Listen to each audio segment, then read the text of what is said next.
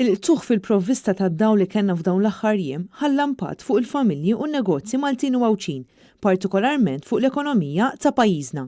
Fid-dawl ta' dan, il-ġimgħa filgħodu, rappreżentanti tal-Ene Malta iltaqgħu mal-membri tal-Kunsill għall-Iżvilupp Ekonomiku u Soċjali l-MCSD biex jispjegaw dak li qed jiġri u x'mistenni jsir fil-futur.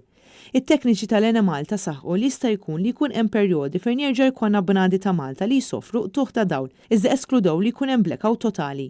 Il-membri tal-MCSD enfasizzaw il-punt li huwa importanti li ma jerġgħux iseħħu blackouts totali b'detriment għall-ekonomija ta' pajjiżna. Għalkemm assiguraw li mhux se jerġa' jkun hawn blackout totali, il-fatt li bnadi ta' Malta jerġgħu jgħaddu miqtuħ fil-provvista tal-elettriku xorta se jkun hemm numru ta' azzjendi u kumpaniji li se jkunu affettwati b'mod ħażin. Punt ieħor li tqajjem waqt din il-laqgħa kien jekk pajjiżna huwiex attrezzat biżżejjed għad-domanda tal-elettriku li qed ikun hawn, b'enfasi biex jiżdied aktar l-investiment f'dan is-settur sabiex il-poplu Malti jkollu iktar serħan il-moħħ. Aktar kmieni din il-ġimgħa diversi kienu dawk li appellaw lil Ene Malta biex tassumi r-responsabbiltà għat-telf finanzjarju konsiderevoli li qed isofri in-negozju. Dan hekk kif diversi lokalitajiet madwar Malta u Għawdex reġgħu kienu bla dawl fl-eqel tal-festi. Fid-dawl ta' dan kollu ma saret l-ebda konferenza tal-aħbarijiet min-naħa tal-Prim Ministru Joseph Muscat li qatt tal-aħħar jiem isifer madwar id-dinja jew mill-Ministru tal-Enerġija Joe Mizzi.